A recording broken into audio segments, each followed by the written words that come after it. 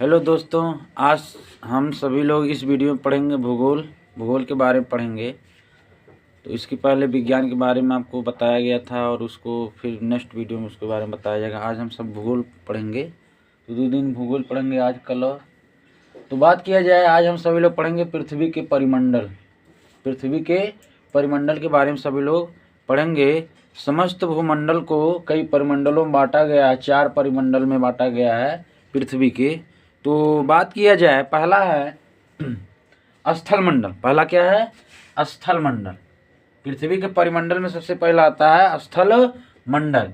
English में कहते हैं लिथोस्फीयर, LITHOSPHERE, लिथोस्फीयर, स्थल मंडल।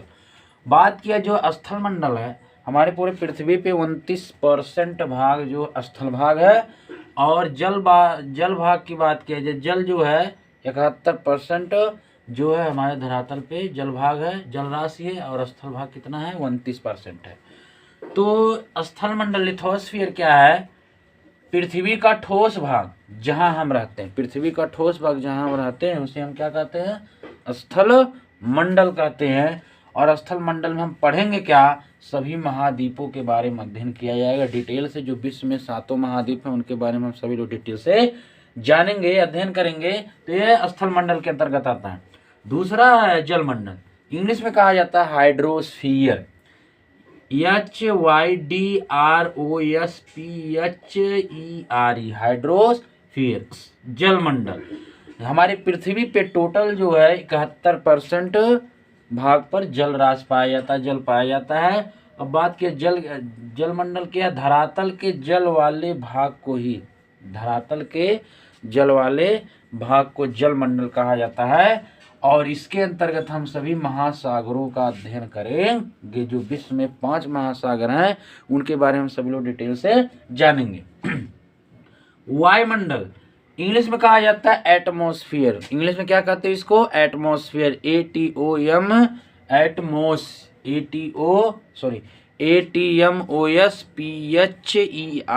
एटमॉस्फेयर माने होता वायुमंडल। वायुमंडल क्या होता है? पृथ्वी के चारों ओर वायु के आवरण को वायुमंडल कहते हैं। पृथ्वी के चारों ओर वायु के आवरण को क्या कहते हैं हम?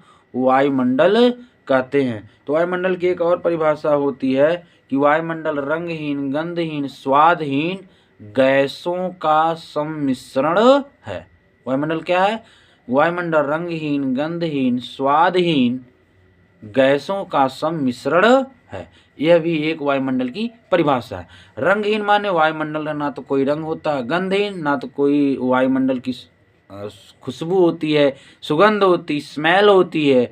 और रंगहीन, गंधहीन, स्वादहीन, ना तो वायुमंडल का कोई स्वाद होता, लेकिन विभिन्न गैसों का, और वह गैसें पारदर्शी होती हैं, एक सम्मिश्रण होता है। तो बात किया जाए वायुमंडल में, पृथ्वी के चारों ओर वायु के आवरण को ही वायुमंडल कहा जाता है। तो वायुमंडल के सभी परतों के बारे में हम डिटेल से अध्ययन करेंगे। जो वायुमंडल में परतें पाई जाती हैं उनके बारे में हम डिटेल से अध्ययन करेंगे। आता है जैव मंडल। क्या कहते हैं इसको? जैव मंडल। इंग्लिश में कहा जाता है बायोस्फीयर, BIOSPHERE, बायोस्फीयर।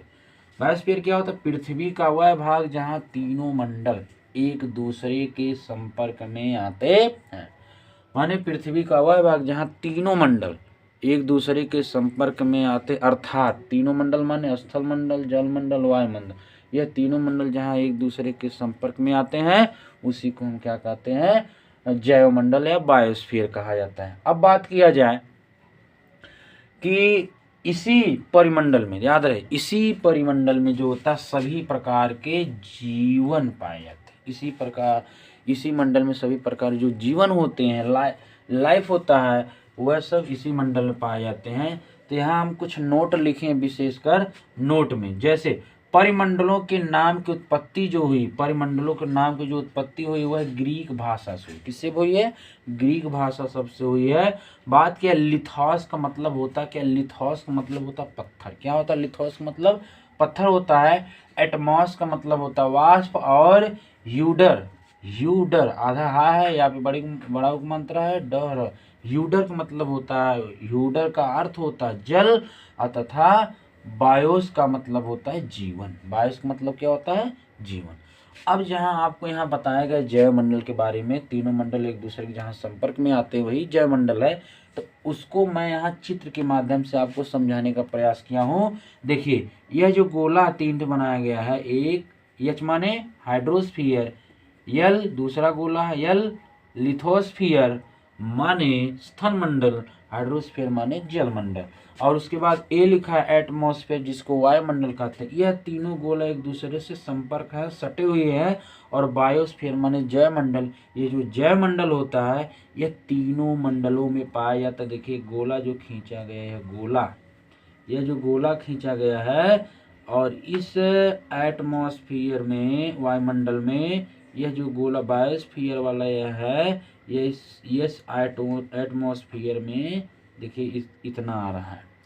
और लिथोस्फीयर वाला जो गोला है ऐसे, इसमें भी यह बायोस्फीयर आ रहा है। दो मंडल में हो गया बायोस्फीयर। तीसरा जो गोला है ऐसे खींचा गया है, इसमें देखिए ये भी, इसमें भी बायोस्फीयर आ रहा है वाला हिस्सा, अर्थात बायोस्फीयर जयमंडल जो है तीनों मंडलों के संपर्क में आता है, तीनों मंडलों में आता है। अब एक डायग्राम और बनाया गया है आपके सामने, देखिए ध्यान से, यहाँ एक डायग्राम बनाया गया है।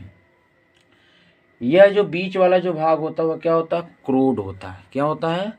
क्रूड। और इसी के ऊपरी वाला भाग जो होता है मेंटल होता है। फिर इसके ऊपरी वाला जो भाग होता है भूपर्पटी होता है, जिसको स्थल भाग कहा जाता है। तो अब बात किया जाए, जयमंडल जो है, यह जो ब्लैक कलर से यहाँ है ये हिस्सा, ये सब जितने हैं ये सब क्या है? जयमंडल हैं। और बात किया जाए मेंटल ऊपरी वाले भाग जो होता है जयमंडल, उसके बाद इसी मेंटल के ऊपर आप देखेंगे यहाँ जो हरा कलर के हमने हरा कलर का डॉट डॉट से किया, ये क्या है? जलमंडल। क्या है? ये सब जलमंडल, ये सब क्या है? जल मंडल है। स्थल मंडल क्या है? जो ऊपरी वाला भाग है ये सब क्या है? स्थल मंडल है। ये सब क्या है? स्थल मंडल। ऊपरी वाला भाग क्या? स्थल मंडल। वायुमंडल जो इसके चारों तरफ घेरे हुए है। और बात क्या? भूपर्पटी माने हो गया ये जो सरफेस वाला ऊपरी वाले भाग या क्या है? भूपर्पटी होती है। तो इसमें जो है हम सभी लोग परिमंडलों के बारे में डिटेल से जाने हैं कि 4 परिमंडल होते हैं, इसके अंतर्गत क्या होता, किसे कहते, इसके अंतर्गत क्या अध्ययन किया जाता है, और इसके बारे में हम सभी लोग डिटेल से चित्र के माध्यम से, फिगर से माध्यम से समझ गए हैं। इसके बाद आगे वीडियो में चला जाए तो स्क्रीन शॉट ले लीजिए, आगे चला जाए।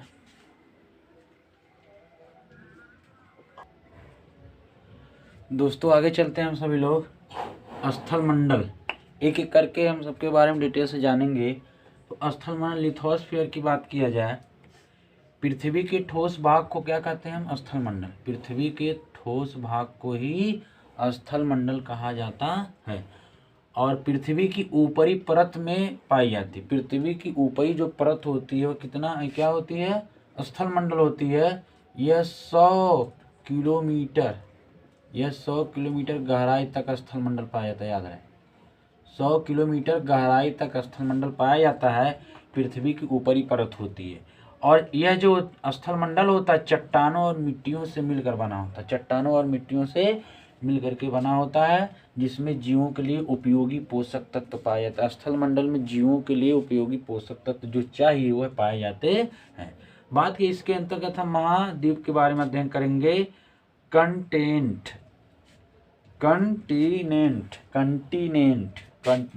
महाद्वीप की इंग्लिश होती कंटिनेंट।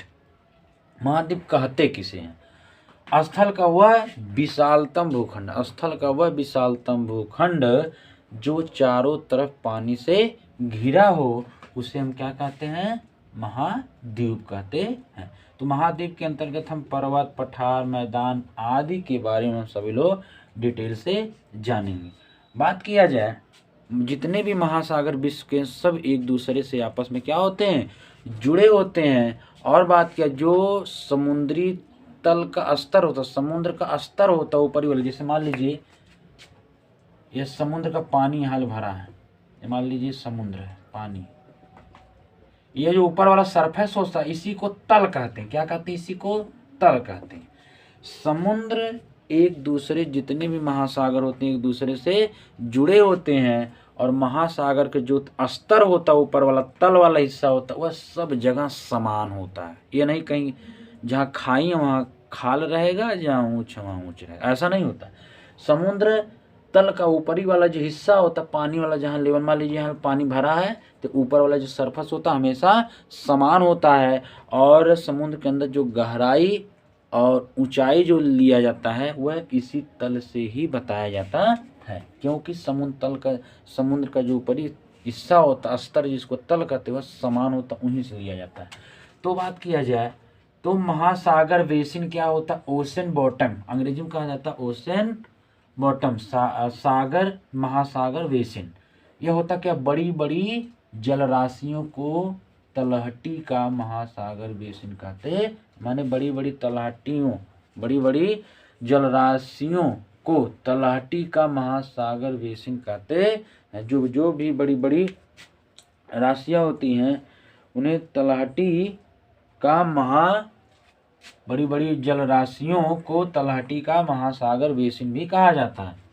नोट की बात किया जाए, स्थल पर जो किसी भी स्थान, याद रहे, स्थल पर किसी भी स्थान की ऊंचाई अथवा महासागर में किसी स्थान की गहराई, स्थल पर किसी स्थान की ऊंचाई और महासागर में किसी स्थान की गहराई को हमेशा समुद्र तल से मापते हैं। समुद्र तल माने ऊपरी वाला हिस्सा नापते हैं। जैसे बात की जाए, विश्व की सबसे ऊंची पर्वत चोटी जो कहाँ है, नाम उसका है माउंट एवरेस्ट। विश्व की सबसे ऊंची पर्वत चोटी कहाँ है? माउंट एवरेस्ट, जो हमारे हिमालय पर स्थित है और यह नेपाल में स्थित है। इसकी ऊंचाई होती है 8,848 मीटर। यह समुद्र तल से 8,848 माने इस समुद्र तल से 8,848 मीटर ऊंची है। और विश्व का सबसे गहरा गर्त मेरियाना गर्त, ट्रंच माने होता है गर्त या खाई, जो विश्व का सबसे बड़ा गर्त है वह प्रशांत महासागर में स्थित है। 11,022 मीटर गहरा है। यह भी समुद्र तल, अब यहाँ देखिए, समुद्र तल से नीचे दूरी इसका लिया जाएगा। ये जो मेरियाना ट्रंच है ना, इस समुद्र तल से नीचे जो गहराई इसका नीचे आएंगे तो 11,022 मीटर गहरा है। तो इस प्रकार से हम सभी लोग स्थल मंडल के बारे में जानकारी ले लें। अब इसके बाद आपको कल नेक्स्ट वीडियो में बताया जाएगा कि सभी महाद्वीपों को क्षेत्रफल के अनुसार कौन कौन होते हैं। हर महाद्वीपों को डिटेल से हम सभी लोग समझेंगे और जानेंगे। तो स्क्रीनशॉट ले। यदि वीडियो आपको अच्छा लगे तो अपने दोस्तों मित्रों को लाइक और सब्सक्राइब शेयर जरूर करिएगा। तो स्क्रीनशॉट ले लीजिए। अब इसके बाद नेक्स्ट वीडियो में आपसे मुलाकात होगी। धन्यवाद।